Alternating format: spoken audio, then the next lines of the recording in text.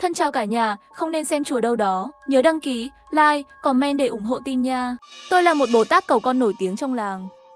Chỉ cần đàn ông ở cùng tôi một đêm, sau đó về yêu thương vợ mình, ha ha ha, thì vợ sẽ mang thai một cậu con trai mập mạp. Đàn ông trong làng đều đã tìm đến tôi. Thậm chí có người đi xe mười mấy tiếng chỉ để qua đêm với tôi.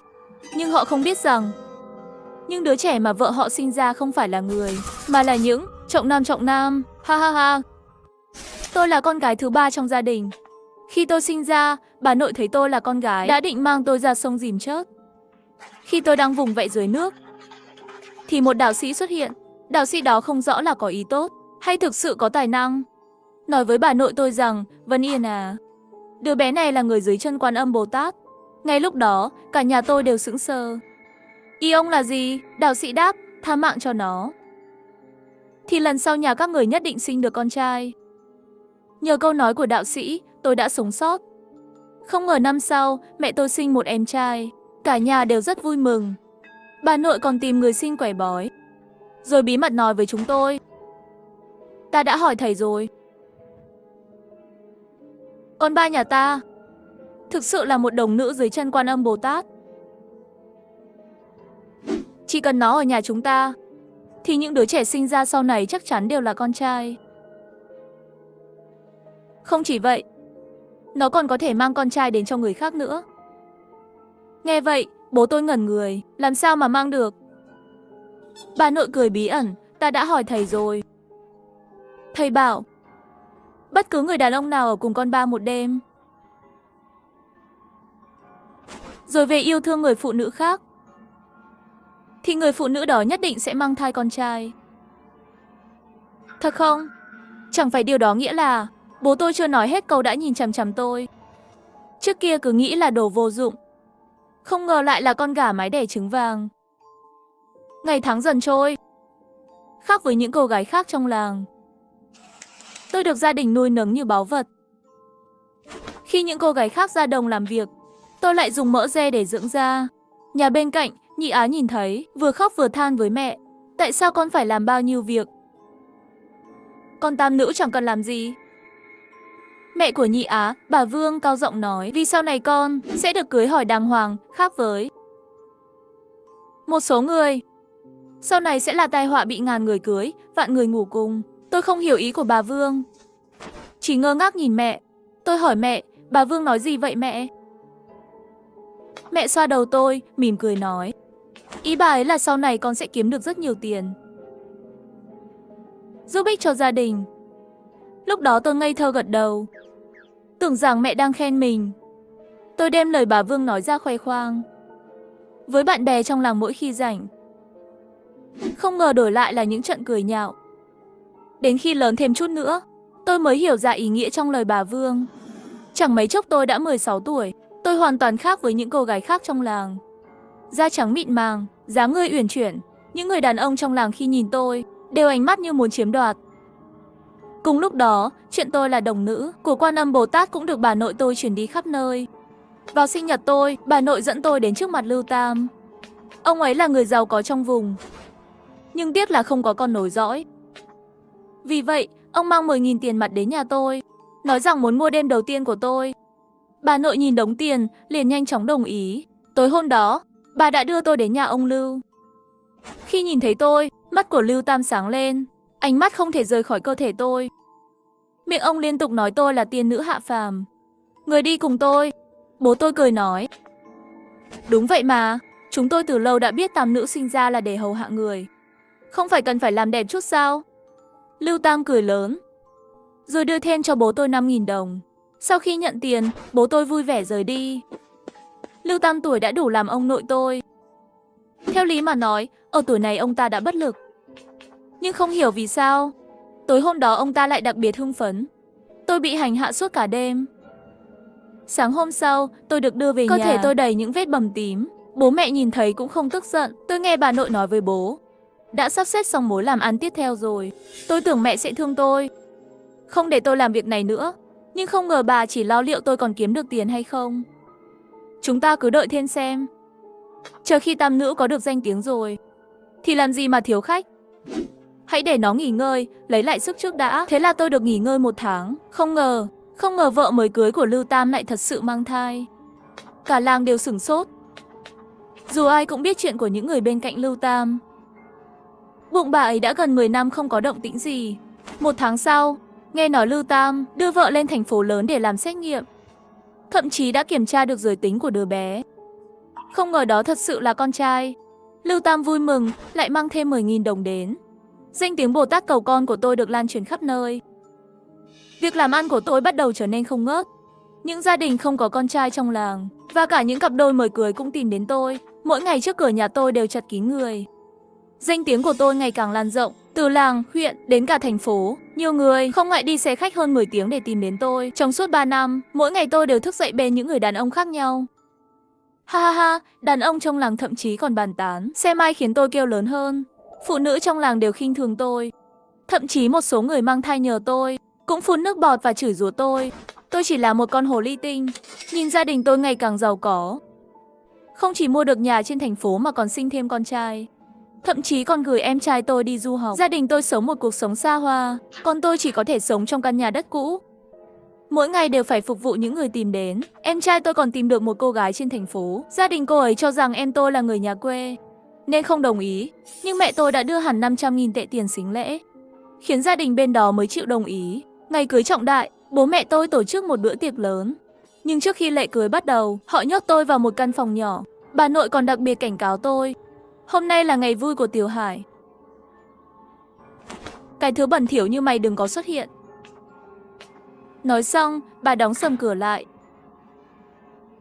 Bên ngoài là tiếng kèn trống rộn ràng, tiếng cười vang lên không dứt.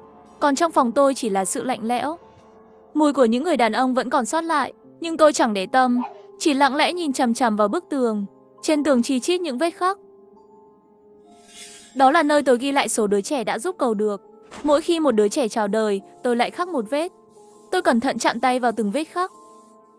98, 99, 100, tay tôi dừng lại.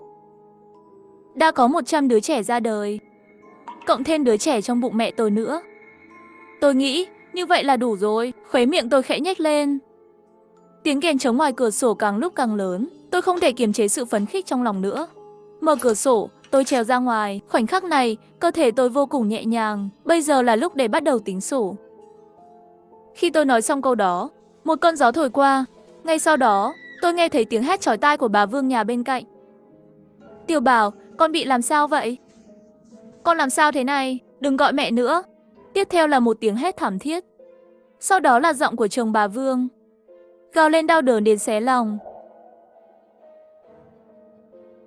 Nhưng chẳng ai nghe thấy tiếng hét đó. Nhờ có em trai tôi mà tôi có được cơ hội tốt như vậy. Tôi biết Tiểu Bảo mà bà Vương đang gọi, đó chính là đứa con trai mà họ sinh ra cách đây 2 năm. Nhà bà Vương và nhà tôi cũng giống nhau, liên tục sinh 3 đứa con gái. Năm đó, bà nội tôi khoe rằng tôi là đồng nữ dưới chân Quan Âm Bồ Tát. Khi ấy, bà Vương tỏ vẻ khinh thường, nói nhà tôi bị tiền làm cho phát điên. Nhưng không ngờ rằng, chồng bà ta lại là một trong những người đàn ông đầu tiên tìm đến tôi. Sau đó, bà Vương đúng như mong muốn, sinh được một đứa con trai. Nhưng cái miệng của bà ta vẫn không tha cho tôi. Ngày nào cũng đứng trước cửa nhà tôi nhìn, thấy những người đàn ông khác bước vào phòng tôi. Bà ta liền ôm cái bụng bầu mà to tiếng bàn tán. Nó đúng là một đứa tiện nhân. May mà chồng tôi đi ngủ sớm, chứ không biết đã dính phải bao nhiêu bệnh bẩn thỉu. Nhưng bây giờ cái miệng của bà ta chắc sẽ không nói ra được những lời khó nghe như vậy nữa. Không khí xung quanh lại trở nên yên lặng. Ngay sau đó, tôi nghe thấy tiếng bước chân dồn dập. Là Nhị Á, rõ ràng là cô ấy đã nghe thấy động tĩnh. Cô ấy vội vàng chạy tới. Khi bước vào phòng, cô ấy hét lên rồi chạy thục mạng ra ngoài. Vừa ra ngoài, cô ấy liền nhìn thấy tôi đứng ở sân, hoảng loạn kể lại những gì vừa nhìn thấy. Tam nữ, bố mẹ tôi chết rồi. Khắp người đều là máu. Tôi còn nhìn thấy một cái bóng đen đang bò trên người họ. Nó nói chúc ngủ ngon rồi ôm lấy ngực thở hổn hển. Ngay sau đó, Nhị Á run rẩy, giật mình tỉnh lại và hét lớn. Em trai tôi còn ở trong nhà, tôi phải cứu em tôi. Nói xong, cô ấy định chạy vào trong, nhưng tôi lạnh lùng bảo cô ấy dừng lại. Tôi không muốn cô ấy đi vào chỗ chết. Nghĩ lại khi còn nhỏ, mặc dù cô ấy thường ghen tị vì tôi không phải làm việc, nhưng sau này cô ấy đã hiểu tại sao tôi không phải làm việc và bắt đầu cảm thông với tôi. Mỗi lần bà Vương lạnh lùng mỉa mai tôi, Cô ấy luôn nhỏ giọng ngăn cản. Và rồi đổi lại là những trận đòn. Về sau, Nhị Á cũng không dám nói nữa. Vì vậy, tôi quyết định để cô ấy sống. Tôi nói, bố mẹ cô chắc chẳng phải tốt sao? Cơ thể Nhị Á cứng đờ, gương mặt đầy ngỡ ngàng. Tam nữ, cô đang nói nhảm gì vậy? Tôi nhìn cô ấy, chậm rãi nói, bố cô đã chết rồi. Bố cô chết rồi, sẽ không còn ai mẹ cô chết rồi, sẽ không còn ai ép cô phải gả cho ông già Lý nữa. Trọng nam khinh nữ, không phải chỉ là vấn đề của nhà chúng tôi, mà đó là phong tục của cả làng, cả vùng, cả ngọn núi này. Vì thế, Nhị Á và các chị em cô ấy chưa bao giờ có cuộc sống tốt đẹp. Mẹ cô ấy thậm chí đã gả chị cả cho một kẻ ngốc. Và cuối cùng bị đánh chết ngay tại nhà. Em gái út bị kẻ lưu manh làm nhục. Nhưng bố mẹ cô ấy nhận 10.000 tệ để cho qua chuyện. Cuối cùng, em gái út không chịu nổi mà tự vẫn. Vì vậy, bây giờ gia đình họ chỉ còn lại một cô con gái, nhưng họ vẫn không hề hối hận. Mỗi ngày bắt cô làm việc quần quật, đánh mắng cô không tiếc lời. Thậm chí còn định gả cô cho ông già Lý, nổi tiếng hung bạo trong làng. Trước đó, ông già Lý đã từng cưới 2 người vợ. Nhưng cuối cùng cả hai đều chết bất thường, ai cũng đoán họ bị ông ta hành hạ đến chết. Những gì cô ấy trải qua cũng không tốt hơn tôi là bao. Nhưng tôi có thể thay đổi tương lai, còn cô ấy thì không. Nghe những gì tôi nói, Nhị Á đột nhiên bình tĩnh lại. Nhưng trong mắt cô ấy vẫn còn chút do dự. Nhưng em trai tôi vẫn còn ở trong đó. Tôi nhẹ nhàng nói, đừng lo. Em trai cô không sao cả, việc cô cần làm bây giờ là trở về phòng mình. Giả vờ như không thấy gì. Sau đó đi ngủ, đợi đến ngày mai, mọi thứ sẽ thay đổi. Nhị Á nhìn tôi, cuối cùng cũng khuất phục. Trở về phòng mình. Tôi không biết, cô ấy thực sự tin rằng em trai mình không sao. Hay trong thâm tâm cô ấy hiểu rằng, người em trai đã cướp hết sự yêu thương của cô từ nhỏ. Không xứng đáng để cô hy sinh mạng sống. Sau khi Nhị Á về phòng không lâu, cánh cửa phòng bố mẹ cô ấy mở ra, một bóng người nhỏ bé bước ra ngoài. Đến trước mặt tôi. Đó là em trai của Nhị Á. Gương mặt nó bây giờ không biểu lộ cảm xúc, giống như một cái xác không hồn. Tôi chỉ thấy cậu ta bước đến trước mặt tôi, rồi chậm rãi mở miệng. Chủ nhân, tôi đã hút hết máu của đôi vợ chồng kia. Còn cần tôi làm gì nữa không? Tôi gật đầu hài lòng, cậu làm rất tốt. Bây giờ hãy đi tìm những anh em của cậu. Tôi hướng về phía cổng làng bước đi. Hễ nhà nào từng nhận ơn của tôi. Tiếng hét chói tai lại vang lên từ trong nhà họ. May mà có tiếng kèn trống rộn ràng từ nhà tôi, nên không ai chú ý. Nhưng tiếng hét cứ vang lên, và mỗi tiếng hét tắt đi, lại có một đứa trẻ bước ra khỏi nhà. Hàng người phía sau tôi ngày càng dài. Chẳng mấy chốc, tôi đã đứng trước cửa nhà Lý Nhị. Lý Nhị là kẻ vô lại nổi tiếng trong làng, chuyên gây rối, sinh sự. Vì thế, không ai trong làng muốn gả con gái cho hắn. Ai cũng sợ chuốc thêm rắc rối, sợ rằng con trai mình không có hậu duệ. Mẹ hắn đã mua một cô vợ về cho hắn. Tôi nhớ cô gái đó da trắng, dáng mảnh mai, rõ ràng là người thành phố.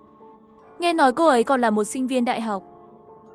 Nửa năm trước, Lý Nhị tìm đến tôi. Cô gái biết chuyện, đứng giữa đường hét lên, đây đều là mê tín phong kiến. Hại tôi một người chưa đủ, còn muốn hành hạ một cô gái vừa mới trưởng thành nữa. Nhưng khi Lý Nhị về nhà, hắn đã đánh cô ấy một trận. Dù bị đánh, nhưng mỗi lần gặp tôi, cô ấy vẫn nở một nụ cười nhẹ. Tôi bước vào nhà Lý Nhị. Vừa vào đến cửa, tôi nghe thấy tiếng kêu đau đớn. Đó là vợ của Lý Nhị. Cô ấy đau đớn nằm trên giường. Nhìn thấy tôi như vớ được chiếc phao cứu sinh, vội vàng cầu cứu tôi. Làm ơn, bụng tôi đau quá. Cô có thể đưa tôi đến bệnh viện, hoặc tìm Lý Nhị và bọn họ giúp tôi không? Bọn họ chắc đang ở nhà uống rượu mừng. Tôi liếc nhìn bụng cô ấy, bình thản nói, không cần tìm bác sĩ. Nói xong, tôi đưa tay vung lên, một cảnh tượng kinh ngạc đã xảy ra. Bụng cô ấy dần dần xẹp xuống. Có thể thấy rõ cô ấy đã sững sờ. Chuyện gì đang xảy ra vậy? Tại sao bụng tôi lại xẹp xuống? Con tôi đâu? Lúc này tôi mới ngẩng đầu lên, nói với cô ấy. Không, đó không phải con cô, mà là trứng côn trùng của tôi. Tôi vừa khiến chúng tự tiêu hủy. Cô không cần lo lắng. Nhà họ Dương không bao giờ ngờ được rằng tôi vốn không phải là con gái của họ. Hoặc chính xác hơn, con gái của họ đã bị họ nhấn chìm xuống sông chết từ lâu. Tôi chỉ là một linh hồn chiếm lấy cơ thể của cô ấy. Tôi đã chờ đợi rất lâu dưới dòng nước, cho đến khi nhà họ Dương xuất hiện.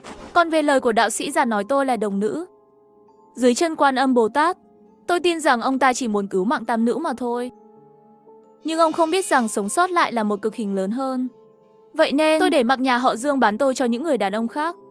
Điều đó thực ra lại rất hợp ý tôi. Tôi bí mật đặt trứng côn trùng của mình vào cơ thể họ.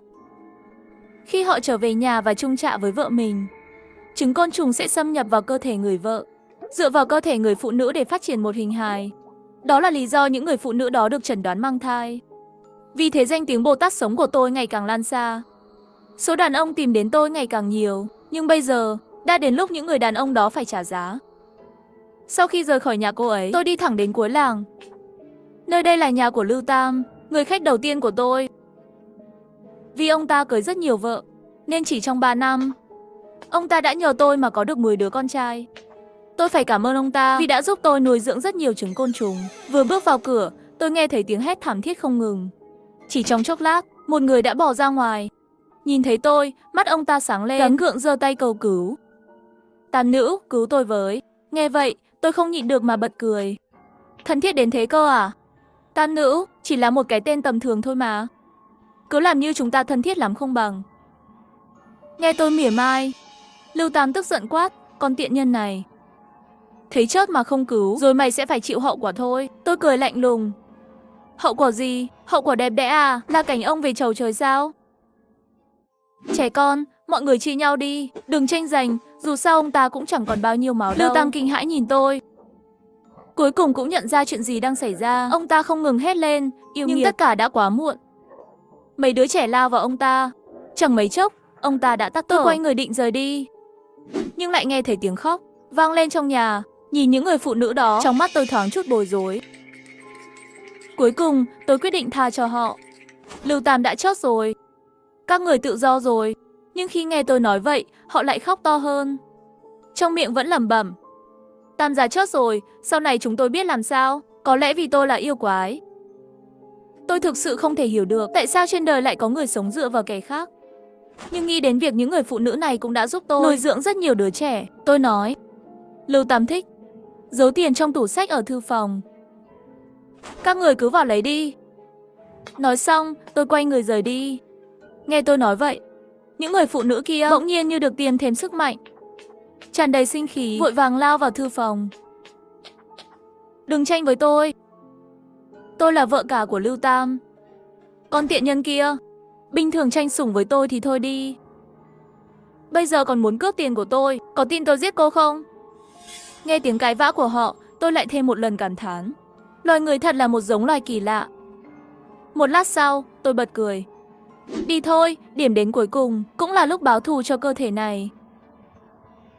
Khi tôi tiến gần đến cửa nhà họ Dương, tiếng trống kèn xung quanh càng lúc càng vang dội, cùng với đó là những lời nói tục tĩu không chịu nổi. Dương Đại Sơn, ông thật là có phúc đấy. Con trai ông cưới được cô gái thành phố, còn trắng trẻo hơn cả tam nữ nhà ông. Đúng vậy. Chỉ là không biết cô dâu thành phố này có đủ lực không? Liệu cô ấy có sinh được con trai không? Đúng thế, nếu không sinh được thì để tam nữ thử xem. Những lời bàn tán dâm ông khiến mọi người cười rộ lên. Ngay sau đó, bà nội tôi hớn hở nói, tôi đã mời cao nhân. Ông ấy bảo chúng tôi không cần làm gì cả. Chỉ cần tam nữ còn ở trong nhà này, thì sau này gia đình tôi sẽ toàn sinh con trai. Những người xung quanh khen ngợi không ngớt, họ nói nhà chúng tôi thật có phúc. Họ nói tôi không chỉ kiếm được tiền, mà còn bảo vệ cho gia đình đông con cháu. Bà nội tôi, bố tôi và mẹ tôi đứng đó hớn hở, khuôn mặt đầy vẻ tự mãn, cho đến khi họ quay đầu nhìn thấy tôi. Nụ cười trên mặt bố tôi lập tức đông cứng lại. Ông tức giận quát lớn. Chẳng phải tôi đã bảo mày ở trong phòng sao? Đừng ra ngoài làm ảnh hưởng đến đám cưới của em trai mày. Chưa kịp nói hết câu, ông đã sững người. Nhìn thấy đám trẻ tụ tập sau lưng tôi, những người khác cũng bắt đầu hốt hoảng kêu lên. Tiểu Vương, con làm gì ở đây giữa đêm khuya thế này? Khoan đã, con tôi mới vài tháng tuổi thôi. Sao lại đứng lên được? Khi mọi người còn chưa kịp hoảng loạn, một tia lạnh lẽo lóe lên trong ánh mắt tôi. Không biểu lộ cảm xúc, tôi ra lệnh cho đám trẻ. Chỉ trong chớp mắt, những đứa trẻ như những con thú hoang lao về phía trước, nhắm vào những người cha danh nghĩa của chúng. Chúng tham lam hút cạn mọi thứ, tiếng la hét, tiếng đau đớn không ngớt vang lên. Đám cười vốn rộn ràng, vui vẻ, chỉ trong tích tắc biến thành địa ngục. Máu me và hỗn loạn khắp nơi. Rất nhanh, những khách hàng từng tìm đến tôi trong buổi tiệc đều đã tắt thở. Những người không liên quan đã sợ hãi bỏ chạy. Chỉ còn lại gia đình chúng tôi. Tôi từ từ bước đến trước mặt họ, nhìn xuống họ từ trên cao. Rõ ràng họ đã bị dọa đến ngu người. Cuối cùng, bà nội tôi là người phản ứng đầu tiên, nhảy lên chửi lớn, tam nữ nhà họ Dương, mày điên rồi sao? Mau cút đi. Khóe miệng tôi nhếch lên một nụ cười lạnh lẽo. Bà vẫn chưa hiểu sao? Tôi vốn không phải là tam nữ nhà họ Dương của các người. Chưa nói hết câu, tôi đã nắm lấy cổ bà ta và cắn mạnh. Như vứt xác, tôi quăng bà ta xuống đất. Nhưng tôi không để bà ta chết ngay. Sau đó, tôi ra lệnh cho những đứa con của tôi hút từng chút một. Còn nói thêm, đừng để bà ta chết quá dễ dàng. Tôi không hề quên rằng cơ thể này đã bị bà lão này hại chết. Cô bé sơ sinh vừa chào đời, còn chưa kịp nhìn thấy thế giới, đã bị dìm chết dưới sông. Vì đã sử dụng cơ thể cô bé, tôi phải báo thù thay cho cô. Chưa kể đến những gì tôi đã phải chịu đựng suốt bao năm. Bố mẹ tôi đã bị dọa đến phát điên. Em trai tôi thì quỳ xuống cầu xin. Chị ơi, em sai rồi. Làm ơn tha cho em. Em chưa từng làm hại chị. Dù nói rằng sự bi kịch của cơ thể này phần lớn là do người lớn gây ra, nhưng liệu nó có vô tội không? Những năm qua, nó đã tiêu tiền tôi kiếm được, nhưng lại khinh thường và phỉ nhổ tôi. Lúc còn nhỏ, nó dựa vào sự cưng chiều của gia đình để đánh tôi. Gần đây, nó thậm chí còn coi tôi như món quà để tặng sếp nó.